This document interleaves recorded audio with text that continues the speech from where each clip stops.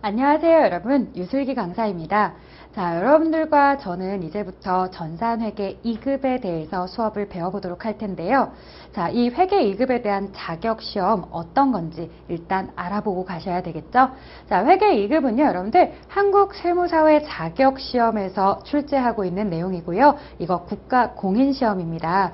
회계를 처음 시작하시는 분들, 아무것도 모르는 비전공자들이 처음 시작하기에 딱 좋은 레벨인데요. 이 회계 2급에 대해서 내용을 조금만 이야기해 보도록 할게요. 한국세무사회 자격시험의 이제 레벨이나 이런 것들을 이야기해 보면 처음에 전산 세무부터 있습니다. 아주 어려운 급수겠죠? 자, 전산세무 1급, 전산세무 2급, 그 다음에 전산회계 1급, 2급 이렇게 4개 급수로 되어 있습니다. 자, 가장 상위에 있는 게 가장 어려운 레벨이고요. 그 다음입니다. 자, 여러분들이 저와 함께 지금부터 배우시게 될 건 바로 여기 전산회계 2급입니다. 아주 기초 단계로서 여러분들이 수업만 듣고서도 잘 푸실 수 있는 내용들이고요.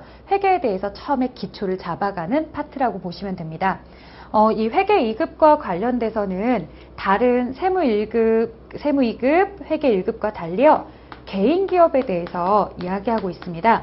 자, 그래서 나머지는 이제 법인들인데요. 우리가 법인에 직원으로서 들어가는 경우들도 있지만 그렇지 않고 개인 기업을 운영하시는 분들이 회계에 대한 간단한 내용들을 알고 싶을 때 바로 회계 2급을 보시면서 아, 저렇게 회계 처리하는 거구나, 저런 내용들이 있구나 라고 알아가시면 딱 좋은 단계입니다. 그러다 보니까요, 가벼운 전표 입력이나 계정에 대한 이해, 그리고 손익계산서, 재무상태표 이런 이야기들을 진행하고 있고요. 조금 더 어려운 부가가치세라든가 연말정산 이런 법인 조정이나 이런 것들은 모두 다 위의 급수에 남아 있습니다. 자, 그래서 시험을 시작하시기에도 가장 부담 없이 시작할 수 있는 파트이고요. 이 회계 2급 같은 경우도요, 다른 급수도 마찬가지지만요, 이 한국세무사회 자격시험의 특징은 이론시험과 실무시험이 있습니다.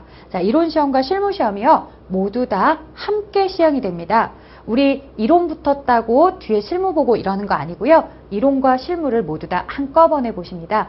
이론은 15문항으로 출제가 되고요. 실무는 크게 여러 개의 단원으로 나눠져 있습니다. 자, 15개의 문항에 대해서 한 문항당 2점씩. 그래서 이론은 전체 30점, 30%의 점수 배점을 차지하고요. 실무는 70%의 배점을 차지합니다. 자, 저희가요, 100점 만점에 70점을 받아야 합격을 한다고 생각했을 때 생각해 보시면 이 실무가 차지하는 비중이 얼마나 중요한지 아실 겁니다.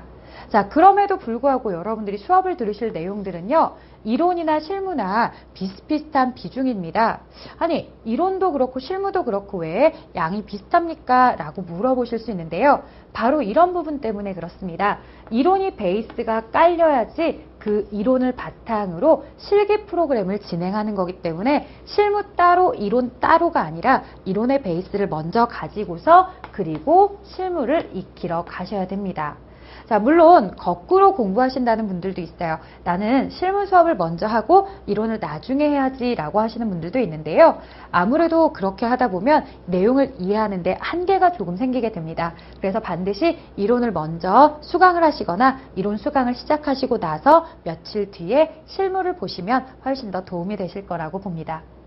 자, 그 다음에요. 시험은 회계 2급은 60분 동안 시행이 됩니다. 자, 60분 동안 이론에 대한 문제와 실무에 대한 문제를 모두 다 맞추셔야 되니까요. 아무래도 시간이 많이 빠듯할 수밖에 없죠. 자, 그래서 항상 이 수험생분들께 꼭 당부하는 말씀, 시간을 엄수하는 거 꼭 잊지 마십시오.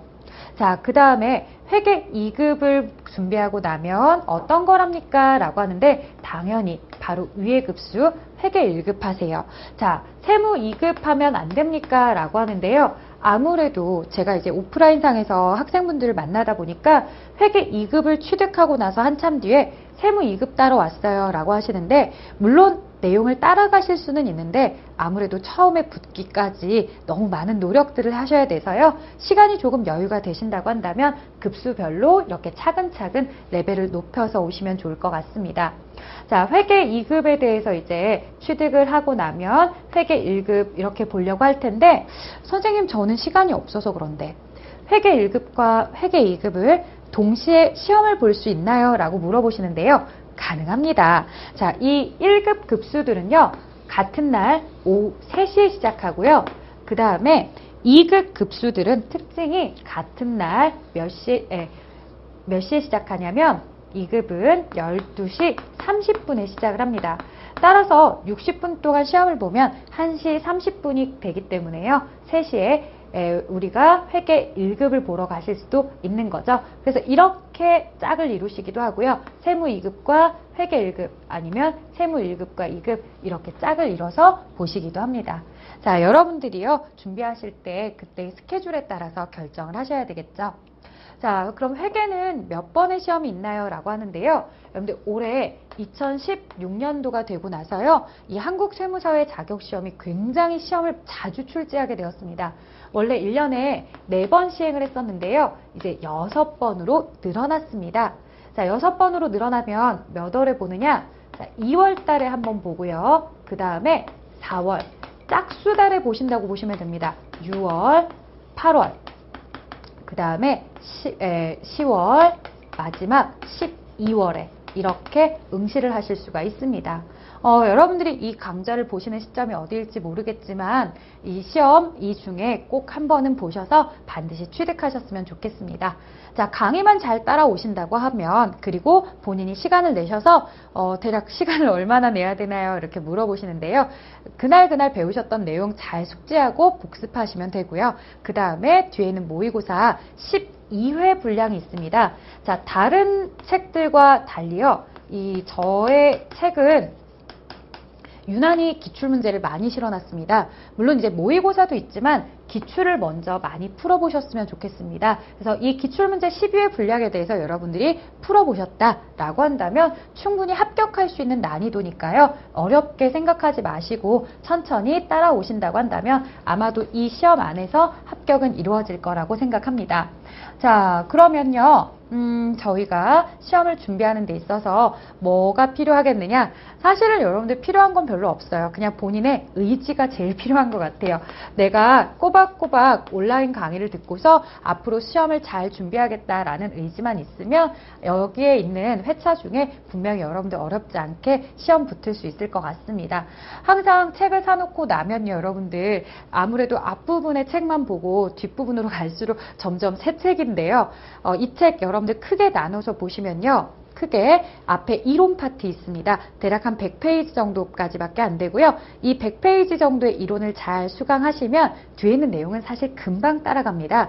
뒤에 실무 페이지 있고요. 그리고 나서 책의 반 이상이 거의 대부분 기출문제로 구성이 되어 있어요. 그래서 책 많이 두껍지 않은데 이 책에 대해서 딱 절반만큼만 공부하시면 전체적인 내용은 다 숙지했다라고 이렇게 보셔도 될 것 같습니다. 자, 그래서 책에 대해서 여러분들이 하나하나씩 배워 가시면서 익혀 가실 텐데 처음부터 너무 겁먹지 말고요. 내용 많지 않으니까 차근차근 따라오시면 분명히 좋은 결과 있을 거라고 봅니다. 자, 이 시험에 대해서 조금 더 이제 여러분들 이야기해 보자고 한다면요. 이 내용에 대해서 이제 이론과 실무로 구성이 되어 있다. 뭐 이런 부분들 아실 테고요. 그리고 이론에 대한 파트가 뭐가 나오는지 쭉 나와 있습니다. 자, 이 회계 1급이나 세무 2급, 세무 1급은요. 원가회계도 나오고 원가회계 부가가치세도 나오고 그리고 소득세도 나오고 법인세도 나옵니다. 하지만 회계 2급은요. 딱 회계 원리만 나옵니다. 자, 회계 원리 한 파트만 나오니까요. 굉장히 강의가 짧겠죠. 그리고 여러분들이 처음에 이해하기가 쉽도록 아주 어려운 내용들은 없습니다. 그래서 회계 원리에 대한 기초 내용들이 들어가게 될 겁니다. 실무에서는요, 처음에 회사를 설립하는 이야기, 프로그램을 우리가 구매했을 때 어떻게 사용을 해야 되는지 그런 내용들부터 시작해서 각각 날짜에 맞는 거래들을 점표에다가 집어넣는 방법, 이런 거 이야기하게 될 것 같습니다. 자, 여기까지 이야기했고요. 시험을 보시고 나시면요, 대략 한 3주 뒤쯤에 발표가 납니다. 여러분들 합격을 많이 하셨으면 좋겠다라는 생각을 하면서요, 지금 내용들 잘 기억하시고요. 내용 잘 따라오시면 분명히 합격할 수 있으니까요. 여러분들, 그럼 저는 강의실에서 뵙도록 하겠습니다.